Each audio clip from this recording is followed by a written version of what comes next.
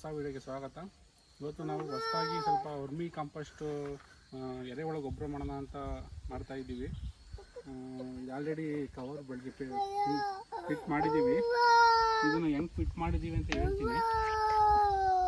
ಇದು ಕವರ್ ಬಂದು 450 GSM cover. ಇದು ಬಂದು ಅಮೆಜಾನಲ್ಲಿ ಸಿಗುತ್ತೆ. ಅಮೆಜಾನದ ಮತ್ತು ಬೇರೆ ಕಡೆ ವರ್ಮಿ ಕಾಂಪೋಸ್ಟ್ ಗೊಬ್ಬರ ಮಾಡೋ ಥರ ಸಿಗುತ್ತೆ. ಇದು ಬಂದು 1850 ರೂಪಾಯಿ ಆಗುತ್ತೆ ಬ್ಯಾಗಿಗೆ ಅಮೆಜಾನಲ್ಲಿ. ಮತ್ತು ಇದು ಫಸ್ಟ್ ಮಾಡಬೇಕಾದ್ರೆ ಅಂದರೆ ನೆಲ ಸಮ ಮಾಡ್ಕೋಬೇಕು. ಒಂದು ಕಡೆ ಸ್ವಲ್ಪ ವಾಟ ಥರ ಮಾಡ್ಕೋಬೇಕು, ಯಾಕಂದರೆ ನೀರೆಲ್ಲ ಒಂದು ಕಡೆ ಹೋಗೋ ಥರ ಮಾಡ್ಕೋಬೇಕು. ಆಮೇಲೆ ಟೋಟಲ್ಲು 15 ಗುಂಡಿ ಇರುತ್ತೆ. 15 ಪೋಲ್ನ ನಾವು ಕಟ್ ಮಾಡ್ಕೊಂಡು 15 ಪೋಲ್ನ ನಾವು ಪಿಟ್ ಮಾಡ್ಕೋಬೇಕು. ಪಿಟ್ ಮಾಡ್ಕೊಂಡಿದ್ದೀವಿ. ಸೈಡಿಗೆ ಸ್ವಲ್ಪ ಲೆಂತಿರೋ ಮಾಡ್ಕೋಬೇಕು, ಯಾಕಂದರೆ ಬಿಸಿಲು ಸ್ವಲ್ಪ ನಾವು ಶೇಡಲ್ಲಿ ಮಾಡಿದ್ದೀವಿ. ಆ್ಯಕ್ಚುಲಿ ನಾರ್ಮಲಿ ನೆರಳಬೇಕು ಜಾಸ್ತಿ, ಸ್ವಲ್ಪ ಮಧ್ಯಾಹ್ನ ಹೊತ್ತು ಸ್ವಲ್ಪ ನೆರಳು ಬರೋ ಚಪ್ಪ ಎಲ್ಲ ಹಾಕಬೇಕು. ಇದಕ್ಕೆ ನಾವು ಇದು ಮಾಡೋಕ್ಕೆ ಮೇನ್ ರೀಸನ್ ಏನಪ್ಪ ಅಂದರೆ, ನಮ್ಮದು ಮಟ್ಟೆಗಳೆಲ್ಲ ತುಂಬ ವೇಸ್ಟ್ ಆಗ್ತಾಯಿತ್ತು. ನಾವು ಮೊದಲೆಲ್ಲ ಹಂಗೆ ತೆಂಗಿನ ಮರಕ್ಕೆ ಈ ಥರ ಎಲ್ಲ ಕಾಂಪೋಸ್ಟ್ ಮಾಡ್ತಾಯಿದ್ದೋ. ತೆಂಗಿನ ಮರಕ್ಕೆಲ್ಲ ಮೊದಲೆಲ್ಲ ಈ ಥರ ಮಾಡ್ತಾಯಿದ್ದೋ. ಅದು ಬೇಗ ಕೊಳಿತಿರ್ಲಿಲ್ಲ. ಅದಕ್ಕೋಸ್ಕರ ಈಗ ಏನು ಮಾಡೋಣ ಅಂತ ಅಂದರೆ ಈ ಥರ ಎರೆಹುಳು ಗೊಬ್ಬರ ಮಾಡೋಣ ಅಂತ ಅಂದ್ಕೊಂಡಿದ್ದೀವಿ. ಈ ಮಟ್ಟೆ ಎಲ್ಲ ವೇಸ್ಟ್ ಆಗ್ತಾ ಇಲ್ವಲ್ಲ, ಫಸ್ಟ್ ಇದು ಮಾಡ್ಬೇಕಾದ್ರೆ ಫಸ್ಟ್ ಒಂದು ಲೇಯರ್ ಮಟ್ಟೆ ಹಾಕಬೇಕು. ಅದ್ರ ಮೇಲೆ ನಾವು ಸಗಣಿ ಬಗಡ ಹಾಕ್ಬೋದು, ಇಲ್ಲಾಂದರೆ ಸ್ವಲ್ಪ ಒಂದು 15-20 ದಿನ ಆಗಿರೋ ಸಗಣಿ ಗೊಬ್ಬರನೇ ಹಾಕ್ಬೋದು. ಸೆಕೆಂಡ್ ಲೇಯರು ಮತ್ತು ಹುಲ್ಲು ಕಸ ಏನು ಗರಿ ಆ ಥರ ಏನು ಬೇಕಾದ್ರೂ ಸಿಕ್ಕಿದಿಲ್ಲ ಹಾಕ್ಕೋಬೋದು.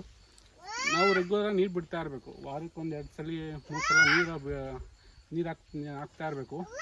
ಒಂದು 2 ಮಂತ್ಸ್ ಚೆನ್ನಾಗಿ ಕೊಳ್ತಾದ್ಮೇಲೆ ಎರೆಹುಳು ತಂದುಬಿಟ್ರೆ ನೀಟಾಗಿ ಒಳ್ಳೆ ಗೊಬ್ಬರ ಆಗುತ್ತೆ. ಇದನ್ನು ನಾವು ಅಕ್ಕಿ ಗಿಡಕ್ಕೆ, ನಮ್ಮ ಮಣ್ಣಿನ ಗಿಡಕ್ಕೆಲ್ಲ ಹಾಕಿದ್ರೆ ಒಳ್ಳೆ ಗೊಬ್ಬರ ಆಗುತ್ತೆ. ಅದಕ್ಕೋಸ್ಕರ ಇದನ್ನು ಈ ಸರಿ ಮಾಡ್ತಾಯಿದ್ದೀನಿ.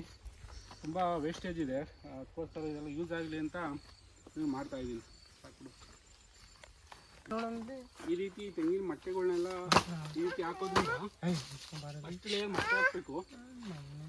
ಮಟ್ಟೆ ಹಾಕಿದ್ಮೇಲೆ ಸ್ವಲ್ಪ ಸಗಣಿ ಹಾಕ್ಬೋದು, ಇಲ್ಲ ಸಗಣಿ ಬಗಡ ಹಾಕ್ಬೇಕು.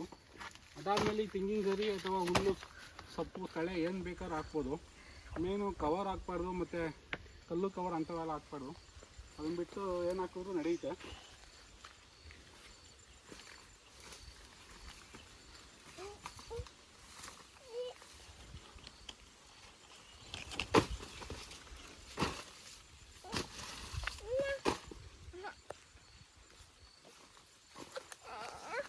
ಇದೊಂದೇ ಕಾಯಿ ಹಾಕ್ಬೇಕಾ ಅಥವಾ ಬೇರೆ ಏನಾದರೂ ಹಾಕ್ಬೇಕಾ?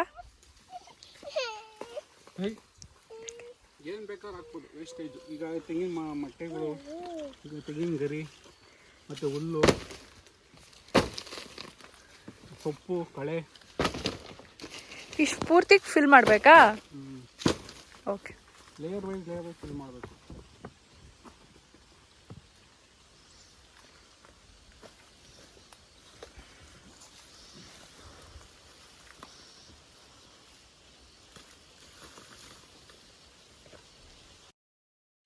ನೀವು ಇವಾಗ ನೋಡ್ತಾ ಇರ್ಬೋದು, ನಾವು ಫಸ್ಟ್ ಲೇಯರ್ ತೆಂಗಿನ ಮಟ್ಟೆ ಹಾಕಿದ್ಮೇಲೆ ಇವಾಗ ಇನ್ನೊಂದು ಲೇಯರ್ಗೆ ತಿಪ್ಪೆ ಗೊಬ್ಬರ ಹಾಕಿದ್ದೀವಿ.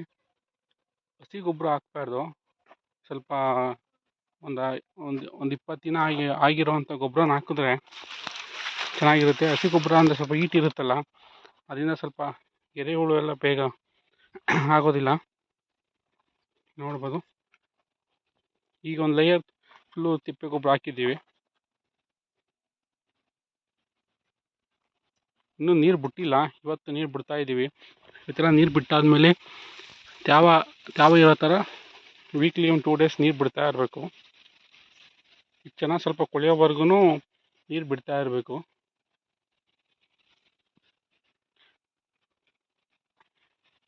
ನೀರು ಈ ಲೇಯರ್ ಆದಮೇಲೆ ಮತ್ತೆ ಇನ್ನೊಂದು ಲೇಯರ್ಗೆ ಮತ್ತೆ ಈ ಗರಿ ಆಗಿರ್ಬೋದು, ವೇಸ್ಟೇಜ್ ಆಗಿರ್ಬೋದು, ವೇಸ್ಟ್ ಕಡ್ಡಿಗಳಾಗಿರ್ಬೋದು, ಈ ಥರದನ್ನ ಇನ್ನೊಂದು ಲೇಯರ್ ಹಾಕಬೇಕು. ಅದ್ರ ಮೇಲೆ ಮತ್ತೆ ತೆಪ್ಪೆ ಅಥವಾ ತಿಪ್ಪೆ ಗೊಬ್ಬರ ಮತ್ತೆ ಹಾಕಬೇಕು.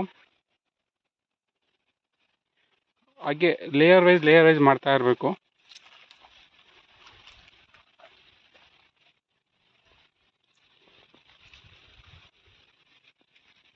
ಮಾಡ್ತಾ ಇರ್ಬೋದು.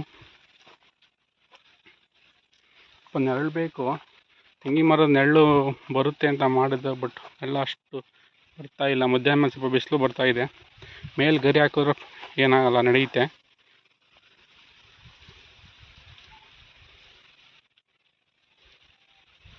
ಇದು ಚೆನ್ನಾಗಿ ಕೊಳ್ತಾದ್ಮೇಲೆ ಆಮೇಲೆ ಎರೆಹುಳು ತಂದುಬಿಟ್ರೆ ವಿತಿನ್ 1-2-3 ಮಂತ್ಸಲ್ಲಿ ಒಳ್ಳೆ ಗೊಬ್ಬರ ಆಗುತ್ತೆ.